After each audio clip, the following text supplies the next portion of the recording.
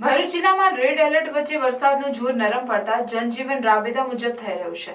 આજ દિન સુધીમાં ભરૂચ જિલ્લાના મોસમનો કુલ વરસાદ 1067.89 મિલીમીટર નોંધાયો છે। નર્મદા ડેમમાંથી છોડવામાં આવતા 2 લાખ ક્યુસેકથી વધુ પાણીથી ગોલ્ડન બ્રિજની જળ સપાટી ફરી 20 ફૂટે પહોંચી હતી।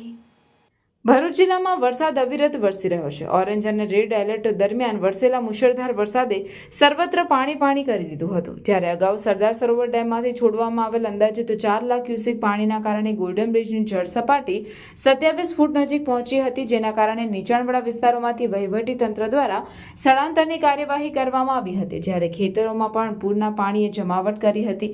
જ્યારે ઢાઢર નદીએ પણ રૌદ્ર સ્વરૂપ ધારણ કર્યું અને જંબુસર તેમજ આમોદમાં ભારે તારાજી સર્જાઈ હતી। જોકે પૂર પરિસ્થિતિમાંથી બહાર આવી ગયા બાદ પુનઃ એકવાર મેઘરાજાએ જિલ્લાને ધમરોડી નાખ્યો અને વાલિયા તાલુકામાં 18 ઇંચ વરસાદ ખાબકતા ભારે તારાજી સર્જાઈ। ભરૂચ જિલ્લામાં વરસેલા મોસમના કુલ વરસાદ અંગે પૂર નિયંત્રણ કક્ષમાંથી જાણવા મળ્યા મુજબ ભરૂચ જિલ્લામાં 4 સપ્ટેમ્બર 2024ના રોજ છેલ્લા 24 કલાક દરમિયાન સવારના 6 કલાક સુધી જિલ્લામાં સરેરાશ કુલ 47.78 મિલીમીટર વરસાદ નોંધાયો। તાલુકાવાર અત્યાર સુધીની વરસાદની સ્થિતિ જોઈએ તો જંબુસર તાલુકામાં 543 મિલીમીટર, આમોદમાં 451, વાગરામાં 955, ભરૂચ 1157 મિલીમીટર, ઝઘડિયામાં 890, અંકલેશ્વર 1122, હાંસોટ 1249, વાલિયામાં 1657 મિલીમીટર, નેત્રંગમાં 1587 મિલીમીટર વરસાદ નોંધાયો છે।